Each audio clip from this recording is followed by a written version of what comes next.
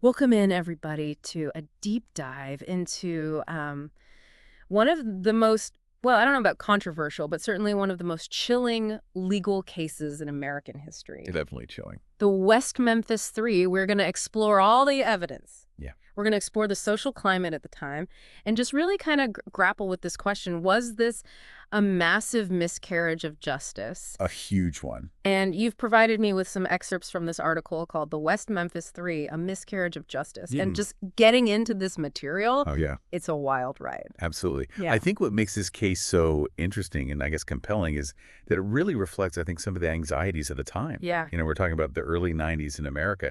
And there was just this real national kind of moral panic about Satanic Panic. satanic panic. Yeah. And it really played a role. Oh, yeah. This article goes deep into that. Yeah. So to set the scene, it's May 5th, 1993, in West Memphis, Arkansas. 3 8-year-old boys, Steve Branch, Michael Moore, and Christopher Byers, disappear. Right. The next day, their bodies are found in a drainage ditch in Robin Hood Hills. And the scene is, it's horrific. It's really bad. Imagine the grim discovery. 3 young boys, their bodies broken, bound with their own shoelaces, just discarded in the murky water. Yeah, and can you imagine? This rocks the community. Obviously, it's brutal. And then you have that kind of undercurrent of the Satanic Panic. Oh, yeah. And it created this climate of just intense fear and suspicion. It's got to be just rampant paranoia at that point. Oh, yeah. And so it seems like that fear kind of drove the investigation down a very specific path. Absolutely. And that's where Damien Echols kind of enters the picture. Okay. 18 years old, kind of an outsider in West Memphis, wore black, was into heavy metal music, had an interest in the occult, which all of a sudden now, because of the Satanic Panic, puts a huge target on his back. Right. So it's like he fit a preconceived profile. Totally. And that became more important than actual evidence. Exactly. And it wasn't long before 2 others were arrested.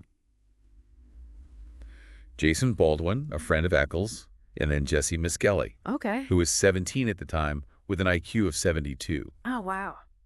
And after over 12 hours of interrogation, Misskelley confesses to the murders. That really stuck out to me in this article. 12 hours of interrogation for someone with a documented intellectual disability. Yeah.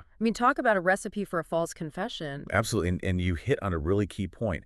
This confession was riddled with inconsistencies and factual errors, and he recanted almost immediately. But despite, how clearly unreliable it was, this became the cornerstone of the prosecution's case. It's just shocking that such a flawed piece of evidence could carry so much weight. Yeah. Did the defense even try to challenge it? Oh, they challenged it big time. Yeah. In the very highly publicized trials that followed, the defense attorneys pointed to the lack of physical evidence linking any of the 3 to the crime scene. And they really, highlighted the contradictions and the inconsistencies in Misskelley's confession. But it seemed like from the article that the prosecution was more focused on just painting this picture of Echols as a satanic ringleader. Totally. They even brought in these so-called occult experts. Right. Who were these people? Well, they were presented as experts in satanic rituals and symbolism, and they testified about Echols' interest in the occult, and they kind of connected his personal beliefs to the crime.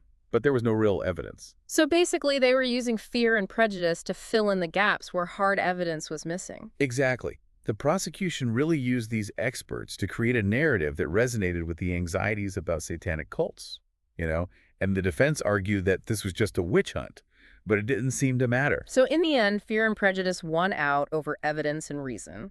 Sadly, it seems that way because the jury found all 3 defendants guilty. Wow.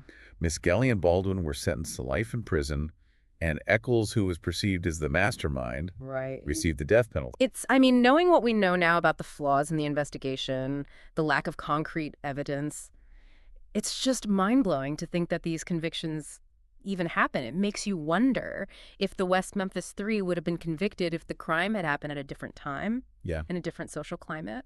It's a haunting thought, isn't it? Yeah. This case is just a reminder of how societal anxieties, like the Satanic Panic, can influence the course of justice and in this case lead to devastating consequences. And it also makes you think how many other cases out there might have been similarly affected by these types of biases. Right. Cases where fear and prejudice overshadowed facts and evidence. This just kind of begs the question, what does it take to overturn a wrongful conviction when the system itself seems to be working against you? And that brings us to the next chapter in this story.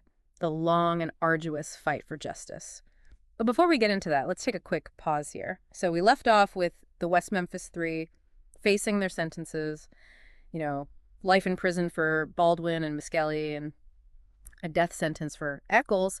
But this isn't where the story ends. No. Thankfully, there's this whole other chapter about the fight for justice, a fight that really gained momentum thanks to the growing doubts about these convictions. Right, and I think a big turning point in that fight was the release of this HBO documentary, Paradise Lost, The Child Murders at Robin Hood Hills. Yeah. That came out in 1996. It brought this case to like a national audience. Yeah. And really exposed the flaws in the investigation and the questionable evidence that was used to convict these guys. The article mentions that this documentary really had a huge impact. I mean, it sparked this public outcry and prompted some pretty high-profile individuals to get involved. Oh, yeah. Celebrities like Johnny Depp, Eddie Vedder, Peter Jackson, they all became vocal advocates for the West Memphis Three and used their platforms to raise awareness and really push for a reinvestigation. Wow. And, all of this public pressure combined with the continued work of the defense team and new forensic technologies finally led to a major breakthrough in 2007. DNA testing, finally. DNA testing. Mm. This was a game changer. Yeah. Because this had the potential to definitively prove their innocence. Right. And the results were significant. No DNA from Echols' Ball. Baldwin or Misskelley was found at the crime scene, not on the victims, not on their clothing, not anywhere. So after 14 years, the evidence that could have exonerated them from the start finally came to light. Right. So what happened next? Did the state of Arkansas move to overturn the convictions? Well, not so fast. Oh. Despite the compelling DNA evidence, Arkansas was actually initially pretty resistant to overturning these convictions. Really? There was even DNA found at the scene that matched Terry Hobbs, the stepfather of one of the victims. Oh, wow. But no charges were ever filed against him. So they had evidence that pointed away from the West Memphis Three and potentially towards someone else, and they still hesitated. It's a big problem that we see sometimes in the justice system, a real reluctance to admit mistakes. Yeah. Even when they're presented with overwhelming evidence. So how did the West Memphis Three finally gain their freedom after all these years? It came in the form of an Alford plea in 2011. An Alford plea? Yeah. What is that? It's a very interesting legal maneuver that basically allowed them to maintain their innocence while simultaneously pleading guilty. That sounds like a very tough decision to make after fighting for their innocence for so long. It was a compromise. Yeah. It was a way to gain freedom without achieving full exoneration. So they were free but not truly exonerated. That seems like a bittersweet victory at best. It allowed them to walk out of prison after 18 years, but they still carried the weight of those convictions. It raises this question of, what does true justice even look like in a case like this? Right. Is freedom enough, or does it require like a complete overturning of the convictions, like an official acknowledgement of the systemic failures that led to this wrongful imprisonment? And this question of true justice isn't just relevant to the West Memphis Three. It really forces us to look at how our justice system handles cases when doubt and new evidence emerge after a conviction. Yeah. What mechanisms are in place to actually ensure that justice is served even when mistakes have been made? The article also mentions the broader implications of the case. Right. Particularly how moral panic can influence these investigations and trials. And we see this all the time in history. A societal fear takes hold, often fueled by media sensationalism. Yeah. And evidence and due process get pushed aside for this desire for swift justice. The Satanic Panic was a very specific moment in time, but this underlying dynamic of fear driving the narrative, it feels incredibly relevant today. Totally. I mean, think about how quickly information and misinformation spreads online. Oh, absolutely. It's easier than ever for these narratives to take hold and potentially influence perceptions of guilt or innocence. You're absolutely right. The West Memphis Three case serves as a cautionary tale.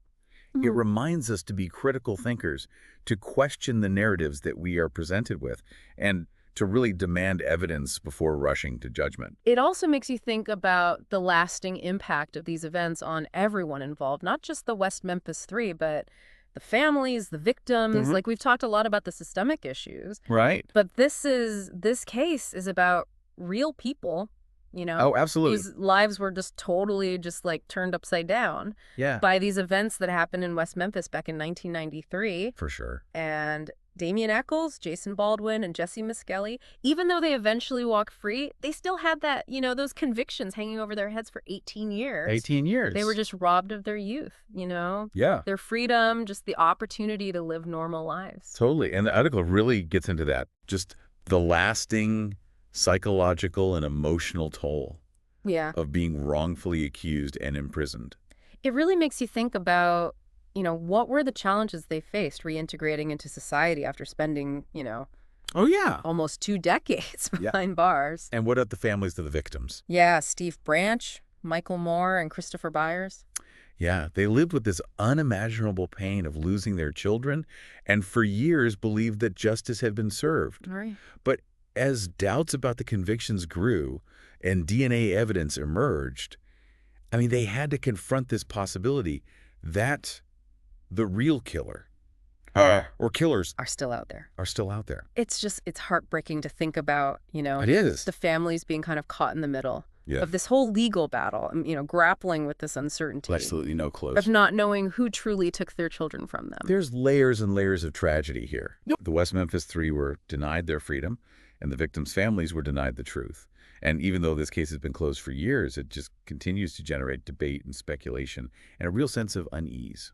This deep dive has definitely left me with more questions than answers. I think what's so striking to me is how the West Memphis Three case, even though it's very specific in its circumstances, feels like a story that could be repeated. Oh, yeah. I mean, we see these dynamics, the fear, the prejudice, the rush to judgment Yeah. play out in other cases even today. And that's the power of the story. I think it serves as this mirror, reflecting these uncomfortable truths about our society and the systems that we rely on to deliver justice. And it reminds us that we can't just assume the system will always get it right.